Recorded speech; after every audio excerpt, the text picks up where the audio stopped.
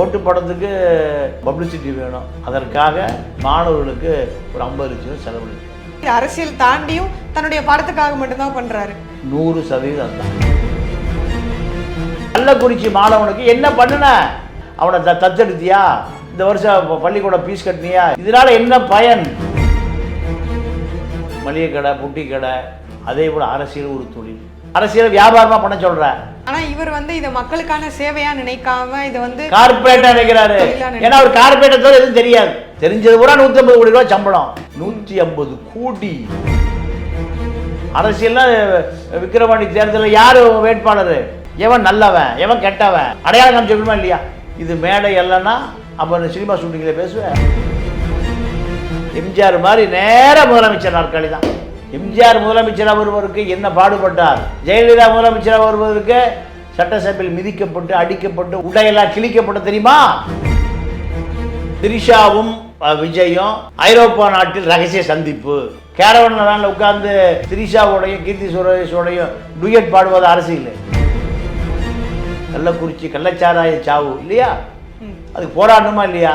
இல்லை 2 வருஷம் கழிச்சு வா, உன் கட்சிக்கு பேர 2 வருஷம் கழிச்சு வெள்ளிக்கிழமை ராமசாமி மாதிரி யோ என் கொள்கையை மது ஒழிப்பியா சொல்ல முடியுதா உன்னால?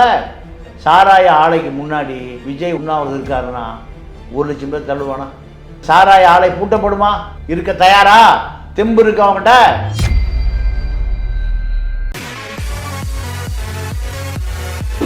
வணக்கம். வணக்கம். நலமா இருக்கீங்களா? நல்லா இருக்குமா. தமிழக வெற்றி கழகம் சார்பாக 10ஆம் வகுப்பு 12ஆம் வகுப்புல முதல் மதிப்பெண் பெற்றவங்க, அது மட்டும் இல்லாம அதிக மதிப்பெண் பெற்ற தொகுதி வாரியாக மாணவர்களை பிரித்து அதில் ஒரு குறிப்பிட்ட மாவட்டத்தில் இருக்கக்கூடிய மாணவர்களை மட்டும் தமிழக வெற்றி கழக தலைவர் விஜய் அவர்கள் சந்தித்து அவங்களுக்கெல்லாம் விருதும் சான்றிதழும் கொடுத்துருக்காங்க. அது மட்டும் இல்லாமல் அதில் ஒரு சில விஷயங்களை அவர் பேசியிருக்காரு. நல்லா படித்தவங்க அரசியலுக்கு வரணும், இது மாதிரியான விஷயங்களை பேசியிருக்காரு. இதை பற்றி உங்களுடைய கருத்துக்கள் என்னங்க? அவர் எதை நோக்கி தமிழக அரசியலை நகர்த்துகிறார் என்று பார்த்தால் ஒரு 1967 நோக்கி நகர்த்துகிறார். எதனால? நல்ல கேள்வி. அதாவது காங்கிரஸ் ஆட்சியை வீழ்த்தியவர்கள் மாணவர்கள். இன்னைக்கு இருக்கக்கூடிய தலைவர்கள் பூரா அன்றைய மாணவர்கள். துரைமுருகன், பொன்முடி, இப்படி இருக்கக்கூடிய முதல் கட்ட தலைவர்கள் அத்தனை பேருமே, பொன்முத்துராமலிங்க, வைகோ, இந்த கல்லூரி மாணவர்கள், பள்ளி மாணவர் தலைவர்கள் தான் இந்தி போராட்டத்தில் துப்பாக்கி சூடு வரைக்கும் கொண்டு போனோம். இந்தி தெரியாது போடா. இது யாரு?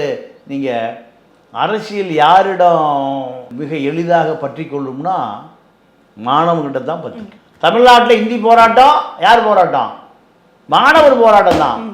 இந்தி போராட்டத்தினுடைய விளைவு தான் அண்ணா முதலமைச்சர் நாற்காலியில் அமர்ந்தார்.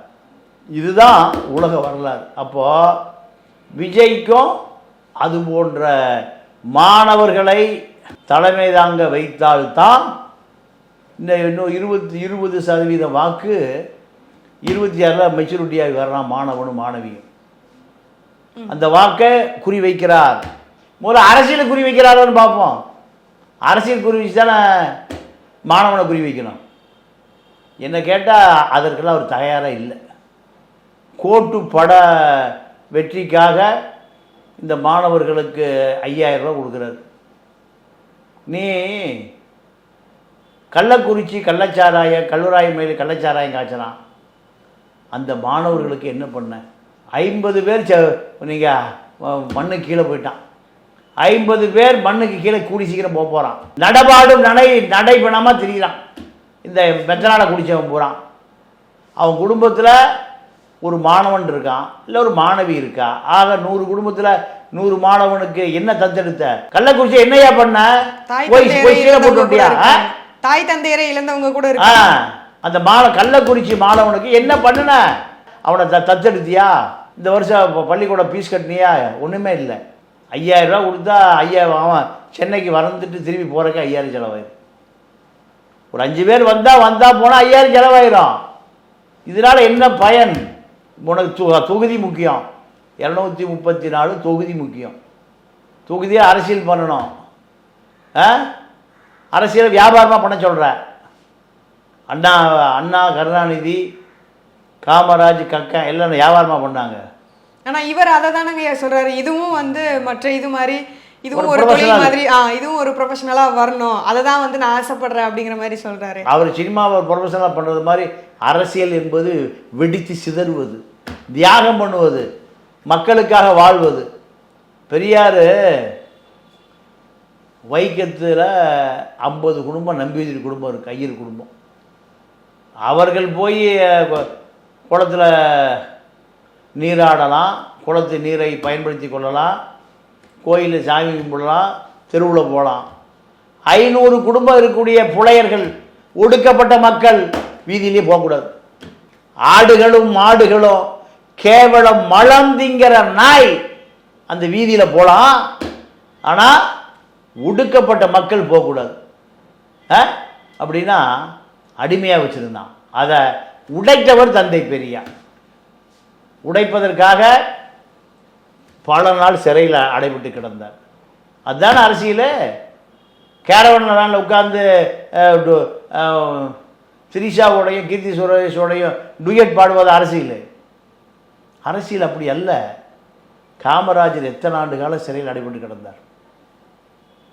இன்னைக்கு இருக்கிற தலைவர்கள் பூராம எம்ஜிஆர் மாதிரி நேர முதலமைச்சர் நாற்காலி தான். எம்ஜிஆர் முதலமைச்சராக வருவதற்கு என்ன பாடுபட்டார்? ஜெயலலிதா முதலமைச்சராக வருவதற்கு சட்டசபையில் மிதிக்கப்பட்டு, அடிக்கப்பட்டு, உதைக்கப்பட்டு, அவருடைய உடையெல்லாம் கிழிக்கப்பட்டு தெரியுமா? சிறைச்சாலையில் பெருச்சாலையோட படுத்து கிடந்தது தெரியுமா? இதுதாயா அரசியல், இதுதான் தியாகம். அம்பேத்கர் மர்மமாக செத்தே போனார். அரசியல் அவரை கொன்று விட்டது. இந்துவாக பிறந்து விட்டேன், இந்துவாக சாக மாட்டேன், நான் புத்த மதத்தை தழுவ போகிறேன்னு 10 லட்சம் பேர் கூட்டிகிட்டு போனார். போய் 64 செத்து போயிட்டார், கொண்டு விட்டானு. அப்போது மரணம் துரத்துகிறது தான் மக்களை நேசிக்கிற அரசியல். இப்போ இருக்கிற பொறுக்கி திங்கிற அரசியல் இல்லை. ஆனால் விஜய் என்ன சொல்கிறாரு? நீங்கள் எல்லாம் வந்து மளிகை கடை, பொட்டி கடை, டிபார்ட்மெண்ட் ஸ்டோர், அதே போல் அரசியல் ஒரு தொழில். அப்போ அரசியல் அவருக்கு என்னென்ன தெரியல. அரசியல்னா தியாகம் செய்வது. ஆனா இவர் வந்து இதை மக்களுக்கான சேவையா நினைக்காம இதை வந்து கார்பரேட்டா நினைக்கிறாரு. ஏன்னா அவர் கார்பரேட்டர் எதுவும் தெரியாது. தெரிஞ்சது கூட 150 கோடி ரூபாய் சம்பளம். 150 கோடி உலகத்தில் விரல் விட்டு எண்ணக்கூடியது அந்த வேலையெல்லாம் செய்ய முடியும். அப்போ ஒடுக்கப்பட்ட மக்கள், தாழ்த்தப்பட்ட மக்கள், பிற்படுத்தப்பட்ட மக்கள், அவன் என்ன கஷ்டப்படுறான்னு அவருக்கு தெரியும். தெரிவதற்கான வாய்ப்புகளும் இல்லை. அவர் தங்கிறது கூட கேரவன் தான் தங்குவார். கேரவனுக்கு ஒரு நாளைக்கு வாடகை 20,000 ரூபா. 20,000 ரூபா மாத சம்பளம் வாங்குற நிறைய பேர் இருக்கான். 20,000 ரூபா மாதம் சம்பளம் வாங்கி குழந்தையை காப்பாது, குட்டியை காப்பாது, பொண்டாட்டி புள்ள வீட்டு வாடகை கொடுக்குறவங்க இருக்கான். இவருக்கு ஒரு நாளைக்கு கேரவன் வாடகை 20,000 50,000 வரைக்கும் இருக்கு. விபத்தில் கிடக்கிறான் ஒருத்தன், உயிருக்கு போராடிட்டு இருக்கான். 2 நாள் கழிச்சா காப்பாற்ற முடியுமா? இவர் 2 வருஷம் சொல்கிறார். கள்ளக்குறிச்சி கள்ளச்சாராய சாவு இல்லையா, அதுக்கு போராடணுமா இல்லையா? இல்லை 2 வருஷம் கழிச்சு வா, கள்ளச்சாராய சாவு 2 வருஷம் கழிச்சு வா. கல்லூரியில் பணம் அதிகமாக வாங்குகிறான் கல்லூரி முதலாளி, தட்டி கேட்க ஆள் இல்லை, மக்கள் பூரா அலையிறான். 2 வருஷம் கழிச்சு வா பார்த்துக்கலாம். எத்தனை வருஷம்? அப்போது உன் கட்சிக்கு பேரை 2 வருஷம் கட்சி. வெள்ளிக்கிழமை ராமசாமி மாதிரி 2 வருஷ கட்சி. நீ உன்னுடைய மகன் திருமணத்தை வந்து நீ 2 வருஷம் தள்ளி வைக்கலாம், உன்னுடைய பிறந்தநாள் 2 வருஷம் தள்ளி வைக்கலாம். ஆனால் நீ அரசியலுக்கு வந்துட்ட, எனக்கு நீ தான் என்னுடைய பிரச்சனையை தீர்ப்பதற்காகத்தான் நீ முயற்சி பண்ணுற. புது வாழ்க்கை வெளியே வந்த பிறகு 1008 விமர்சனம் வரும், 1008 கேள்வி வரும். அதுக்கெல்லாம் நீ பதில் சொல்லாமல் ஒழிஞ்சிக்க முடியாது. சொந்த வாழ்க்கையில் தான் நான் கேட்க மாட்டேன். புது வாழ்க்கைக்கு வர்றீங்கள, நான் உனக்கு ஓட்டு போடணும்ல, இல்லை ஓட்டு போட்டேன் 5 வருஷம் கேள்வி கேட்பேன், உனக்கு தொடச்சுவேன். ஏன் உனக்கு நான் ஓட்டு போட்டேன், நீ என்ன எனக்கான உரிமையை பெற்று தருவேன்னு நினச்சேன். சாராய ஆலைக்கு முன்னாடி விஜய் உண்ணாவது இருக்காருன்னா 1 லட்சம் பேர் தள்ளுவானா? அந்த சாராய ஆலை பூட்டப்படுமா? தமிழ்நாட்டில் மது ஒழிக்கப்படுமா? யோ என் கொள்கையை மது ஒழிப்பியா சொல்ல முடியுதா உன்னால? அதான் அதுக்காகவும் மேடையில் பேசியிருக்காருங்க ஐயா. போதை இல்லாத தமிழ்நாடா மாறணும், இது மாதிரியான விஷயங்கள்லாம் கேள்விப்படும் போது எனக்கும் அது கஷ்டமாக இருந்தது. எல்லாருக்கும் வந்து சுய ஒழுக்கம் வேணும். இது வந்து அரசை வந்து நம்ம எல்லாரும் நிறைய பேர் குறை சொல்கிறாங்க. இப்போ இருக்கக்கூடிய ஆளும் கட்சி வந்து அதை வந்து சரியாக பண்ணலை, அது மாதிரிலாம் குறை சொல்கிறாங்க. ஆனால் அதை வந்து இந்த மேடையில் நான் பேசுகிறதுக்கு வரல, அதுக்கான மேடையும் இது கிடையாது. ஆனால் இங்கே வந்து எல்லாரும் என்னென்னா சுய ஒழுக்கம் இங்க வேணும் எல்லாருக்கும், தனித்தனியா எல்லாருமே அவங்கவுங்க ஒழுக்கமா இருந்தா இது வந்து நிறைய கட்டுக்குள்ள இருக்கும் அப்படிங்கிற மாதிரி அவர் சொல்றாரு. இல்லைம்மா, மாணவர்களுக்கு என்னையா செய்தி சொல்ல போகிறேன்? மாணவன் அரசியலுக்கு வர சொல்கிறேன் இல்லை, அரசியலுக்கு வரும்போது இந்த மாதிரி அரசியல் பேச மாட்டேன்னா வேறு பள்ளிக்கூட வகுப்புற புத்தகத்தையே சொல்ல போகிறேன். இப்போ 17 வயசு இருக்கிறவன் அடுத்த வருஷம் 18 வயசில் ஓட்டு போட போகிறான். அவனுக்கு என்ன சொல்லிக் கொடுக்கணும்? அரசியல் தான் சொல்லிக் கொடுக்கணும். அந்த தீர்வை இந்த மேடை இல்லை, 2 வருஷம் கழிச்சு மேடைனா நீ அரசியல்வாதியே இல்லையே. ஆனா இப்போதைக்கு அவர் வந்து மாணவர்களுக்கு என்ன சொல்றாருன்னா, நீங்க மறைமுகமாக உங்களுக்கு வந்து அரசியல்ல என்ன நடக்குது அப்படிங்கறத வந்து நீங்க தெரிஞ்சுக்கலாம். மீம்ஸ் பேஜ்லாம் நிறைய பாருங்க. ஒரு செய்தியவே வந்து வெவ்வேறு செய்தித்தாள்கள் வந்து இங்க வெவ்வேறு மாதிரி பேசுறாங்க. ஒரு செய்தி வந்து ஒரு செய்தித்தாளில் மொதல் பேஜில் வரும், இன்னொரு செய்தித்தாள் அது கடைசி பக்கத்தில் கூட வராமல் போகலாம். ஒரு சிலருக்கு அது செய்தியாக இருக்குது, ஒரு சிலருக்கு அது கருத்தாக இருக்குது. அப்போ அவங்களுடைய கருத்தை இது பண்ணி தான் அவங்க வந்து அதை ஃப்ரண்ட் பேஜில் போடுறதா இல்லை வந்து கடைசி பக்கத்தில் போடுறதா அப்படிங்கிறதே வந்து முடிவு பண்ணுறாங்க. இது மாதிரியான விஷயங்கள்லாம் நீங்கள் வந்து மறைமுகமாக இப்போ கற்றுக்கோங்க அப்படிங்கிற மாதிரி அவர் சொல்கிறாரு. இல்லை, இவரே கற்றுக்கலாம், அப்புறங்க இளைஞர்களை கற்றுக்க சொல்ல போகிறாரு. இவருக்கு என்ன தெரியலையே. 3 நாளாக தொடர்ந்து பத்திரிகையில் பல லட்சம் ரூபா விளம்பரம், பல லட்சங்கள். இந்த லட்சங்கள் அந்த மாணவனுக்கு கொடுத்துருக்கலாமே, கள்ளக்குறிச்சி மாணவனுக்கு கொடுத்துருக்கலாமே. சாராய ஆலையை மூடணும், அதற்கு நீங்கள் சுப்பனை குப்பனம் சொல்வதை விட விஜய் சொன்னால் எடுபடுமா? ஒரு சாராய ஆலைக்கு முன்னாடி உணவுனா 10 லட்சம் பெண்கள் வந்து சேர்ந்துடும். இருக்க தயாரா? தெம்பு இருக்கா அவங்ககிட்ட? திராணி இருக்கா? மது ஆலை ஒழிக்கிறேன்னு சொல்லு, பொம்பளை ஓட்டு போகிற அவனை கொடுத்து. 1 கோடி பெண்கள் இருக்காங்க, 1 கோடி ஓட்டு உனக்கு கொடுத்துருமியா? 1 கோடி மாணவன் இருக்கான், விழுந்துடும். இதுதான் அரசியலே தவிர இது மேடை இல்லைன்னா அப்போ சினிமா ஷூட்டிங்கில் பேசுவேன். அரசியல் நீங்கள் சொல்கிற மாதிரி ஓட்டு விழுகுங்க. ஆனால் அது வந்து முழுசாக வந்து அதை ஒழிப்பாரா விஜய்? ஒழிச்சா தான் ஓட்டு விழுகும். பீகார் இல்லையே, குஜராத்தில் இல்லையே, ஒழிச்சாச்சே. ஏன்? அந்த தலைவன், மக்கள் தலைவன் என்ன நினைக்கிறான்? விஷத்தை குடித்து சாவுறான். அப்போது பிரதான கொள்கை மது ஒழிப்பையா? நான் ஆட்சிக்கு வந்தால் மதுவை ஒழிப்பேன். முதல் கையெழுத்து சொல்லு, மக்கள் உங்ககிட்ட பின்னாடி அவ்வளோ பேர் வருவான். அந்த அரசியலே இப்போ தமிழ்நாட்டில் இல்லையே, விஜய்கிட்ட இல்லையே. விஜயுடைய அரசியல் நீங்கள் திமுகவை நோக்கியா, அதிமுகவை நோக்கியா, பிஜேபியை நோக்கியா, எந்த வரையறையும் இல்லை. எதை நோக்கி நீங்கள் நகர்த்த போகிற?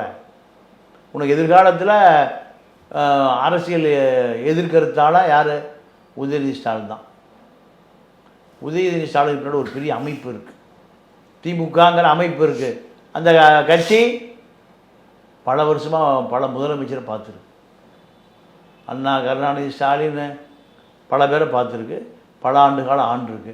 அதை எதிர்த்து அரசியல் பண்ணக்கூடிய விஜய் எதை மக்கள்கிட்ட கொண்டு போக போகிறார்? தேசிய கொள்கையா, பிஜேபியா? எதிர்காலத்தில் பிஜேபி தான் தமிழ்நாட்டில் பிரதான எதிர்க்கட்சின்னு எல்லாம் பேச ஆரம்பிச்சிட்டான். பிஜேபி வந்தால் ஜனநாயகம் குரல் வலை நெரிக்கப்படும். அப்போ விஜய் தேவை. விஜய் அரசியல் இருக்கணும்ல, மக்கள் நம்பிக்கை பெறணும்ல. நிச்சயமா நம்பிக்கையே பெறாமல் எம்ஜிஆர் எடுத்து, எம்ஜிஆருடைய பாதிப்பு எல்லாம் முதலமைச்சர் ஆயிடணும்னா சீமா முதலமைச்சர் ஆகணும், விஜய் முதலமைச்சர் ஆகணும், டிடிவி தினகரன் ஆகணும், ஓபிஎஸ் ஆகணும், இபிஎஸ் ஆகணும். எத்தனை முதலமைச்சர் தமிழ்நாட்டுக்கு வருவது? மக்கள்கிட்ட அரசியலை கொண்டு போய் சேர்த்தா தானே அவனுக்கு பின்னாடி வருவான். என்ன அரசியலை வச்சுருக்க? கோட்டு படத்துக்கு பப்ளிசிட்டி வேணும், அதற்காக மாணவர்களுக்கு ஒரு 50 லட்சம் ரூபா செலவு பண்ணியிருக்கார். அப்போ இது எல்லாமே ஒட்டுமொத்தமாக இது அரசியல் தாண்டியும் தன்னுடைய படத்துக்காக மட்டும்தான் பண்ணுறாரு. 100% அதுதான் அரசியல்லாம். விக்கிரவாண்டி தேர்தலில் யார் வேட்பாளர்? நீ யாருக்கு ஓட்டு போட போகிற? எவன் நல்லவன், எவன் கெட்டவன், எவன் மாணவனோட நிற்கிறான், மக்களோட எவன் நிற்கிறான்? அடையாளம் காமிச்சிக்கணுமா இல்லையா? உனக்கு அடையாளம் தெரியுமா இல்லையா? அடையாளம் தெரிந்தால் மக்களுக்கு அடையாளத்தை காமிச்சிருக்கணும்.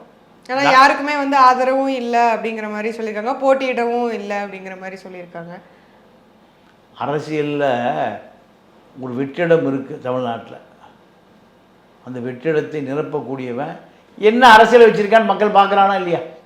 விஜய் உதயநிதி தரப்பு ஒரு வாரமாக என்ன பண்ணுறாங்கன்னா, திரிஷாவும் விஜயும் ஐரோப்பா நாட்டில் ரகசிய சந்திப்பு.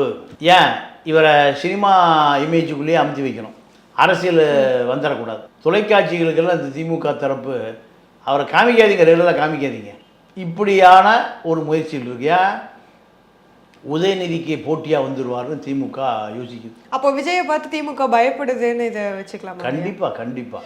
ஏன்னா உதயநிதி அரசியல் எதிர்காலத்தில் யார் அரசியல் இருப்பான்னா இளம் தலைவர்கள் தான். உதயநிதி, விஜய், நீங்கள் அன்புமணி, திருமாவளவன், வேல்முருகன், இப்படியான அரசியல் தான் இருக்குது. இந்த அரசியலில் விஜயும் வருவார், சீமா, இந்த அரசியலில் விஜயும் வருவார். விஜய் வந்து திமுக ஆதரவாக இருப்பாரான்னு இருக்க மாட்டார், எதிராக தான் இருப்பார். திமுக அதிமுகவுக்கு ஆதரவாக இருக்குமா? இருக்காது. அதே போல தான் விஜய் திமுகவுக்கு எதிராக தான் இருப்பார். திமுக ஆட்சியை தக்க வைக்கணும்னா விஜய்க்கு எதிராக இருக்கும். பெரிய கட்சி 25% வாங்குகிற கட்சி அதிமுக, திமுக ரெண்டும் தான். மற்ற இயக்கங்கள்லாம் அதிகபட்சம் 7-8க்கு மேலே வரல. ஆனால் விஜய் 25% நான் ஜெயிச்சிடுவாங்கிறார். 1 கோடி பேர் எனக்கு ஓட்டு போடுவாங்கிறார். 1 கோடி பேர் ஓட்டு போடுகிற அரசியலில் 2 வருஷம் கழித்து எடுத்தால் எப்படி ஓட்டு போடுவான்? அரசியல் என்பது தினம் விபத்து நடந்தால் ஓடி போய் மக்களுக்கு உதவுறதா அரசியல். விபத்து நடக்கும்போது 2 நாள் கழித்து வர்றேன் அப்படின்னு போனால் அது தீர்வாகுமா? நடந்து முடிந்த நாடாளுமன்ற தேர்தலில் விஜயுடைய கருத்து இல்லை. விஜய் அரசு யாருக்கு ஓட்டு போட்டான்னு தெரில, விக்கிரவாண்டியில் யாருக்கு ஓட்டு போட்டான்னு தெரில, 26 யாருக்கு ஓட்டு போடுவான்னு தெரியல.